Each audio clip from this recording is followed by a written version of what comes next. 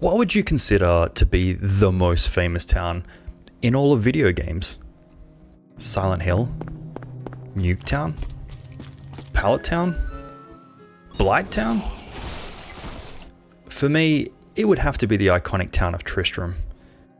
Tristram is an integral part of the Diablo franchise, perhaps just as important as the Big Red Guy himself. Even Blizzard knows this, it's why they keep coming up with reasons to make us go back there. But these hits of nostalgia only work because Diablo 1's Tristram is a place worth revisiting. Warren Spector, creator of Deus Ex, famously stated, "I'd rather do something an inch wide and a mile deep than something a mile wide and an inch deep." Diablo 1 is an embodiment of this design philosophy.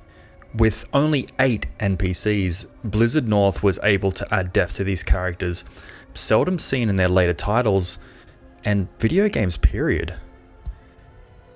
Each character is memorable not just as a vendor or a quest dispenser, but as a living, breathing character trapped within the town in the same manner as the player themselves. This is the legacy that I'm up against when it came to creating a town for my own game.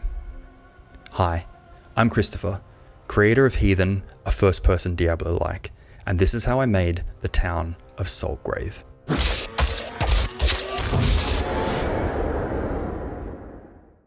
Saltgrave is the beating heart of Heathen, a refuge for broken souls who have all but lost hope since their once noble lord fell into despair. Each carries a story, fragments of a past best left buried. They will reveal their truths, if you would but stay a moment and listen.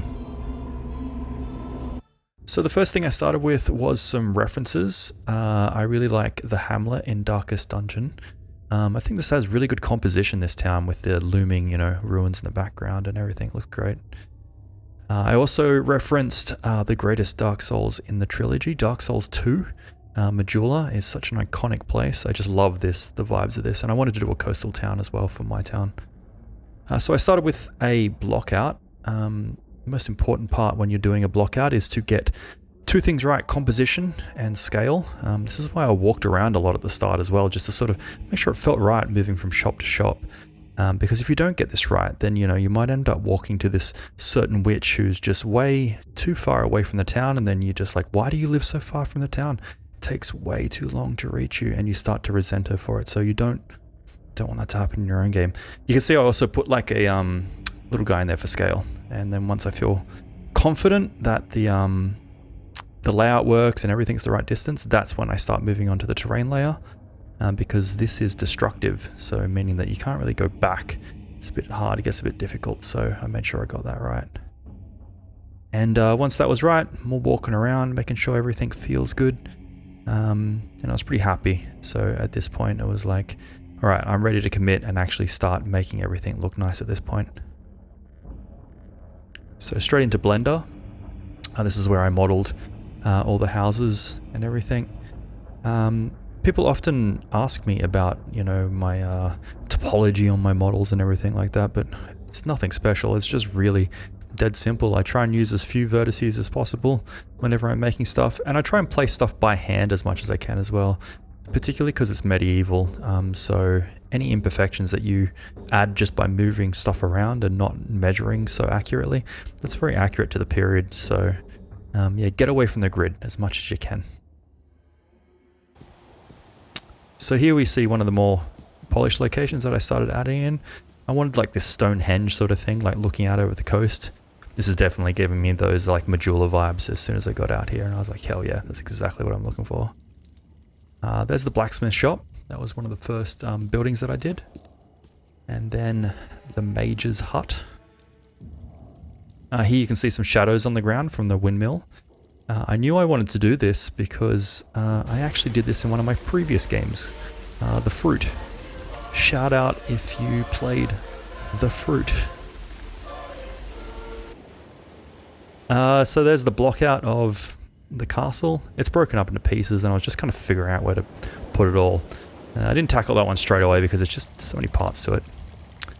And here we have some much nicer shots once sound and everything is added. You notice that The camera movement is really smooth as well. This is because I added in like a camera controller that I can just fly around. I recommend doing this for your own game as well. It just makes it so much nicer to capture footage. Anytime you think of something that you want to share on social media, you can just jump into your camera controller and film a nice little shot. There's the church. You can see that the bell tower actually moved to the back half of the building as well. This helped with the composition. It was kind of in the way of the castle, so that's why I made that choice.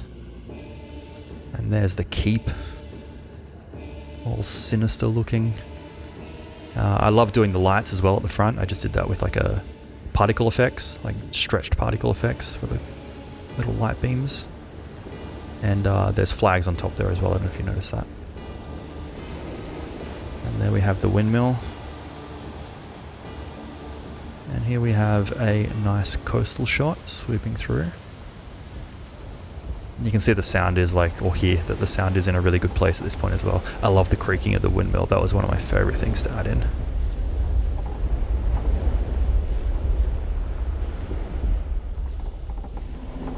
Yeah, that stuff adds a lot for me.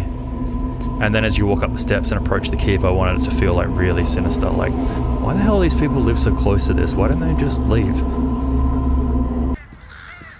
From here, it was a case of adding some life to Saltgrave. Birds was one of the first things I did, like a nice flock. Here is the blacksmith. These models are all placeholder, by the way, so they're not the final designs of the characters. We have a priest who would probably do healing items, a mage, a little bit of guidance and spells and stuff like that. The barmaid. And we have this sneaky little fellow who will sell you ranged weapons and probably also gamble items. I don't have a Deckard Cain type character. I'm not going to do an old man. It's a little bit too on the nose, I think, for me, and I don't want Blizzard to sue me. Here you can see I added the Oblivion zoom whenever you interact with them. That's me just goofing around with it. And then I added an IK system where the NPCs would look at the players. And the best thing about this is it just worked like straight away. No bugs whatsoever. Which is, you know, pretty surprising. It was just instantly worked perfectly, and I couldn't be happier with it. So after that, I added a passive stance to the player. It's a nice little touch just to sort of have the weapon sort of be held at a different angle when they're in town. The beginnings of a dialogue system, so the characters will gossip about each other and quests and things like that. I remember in the original Diablo, they would talk about quests, even if they didn't have anything helpful to say. For instance, the tavern keeper would comment on the mushroom quest and just talk about, you know, he didn't know anything about the mushroom, but he hated mushroom soup and he would never serve it in his tavern. And I thought stuff like that is just, it adds a lot to the world, honestly. Here I'm showing the different like trade windows that they have, the different items that they deal in. You can see it's got staves and wands and spells. And then here I'm showing off the trading, so buying and equipping items is all functional. There's still a lot left to be done with all the NPCs. They will get their own devlog down the line when they're all fleshed out and have voice acting and all that. The other thing that's missing is definitely some iconic music for the town. Tristram's theme is probably just as famous as the town itself, but that'll get its own devlog as well when I finally approach music. Thank you for staying until the end of the video.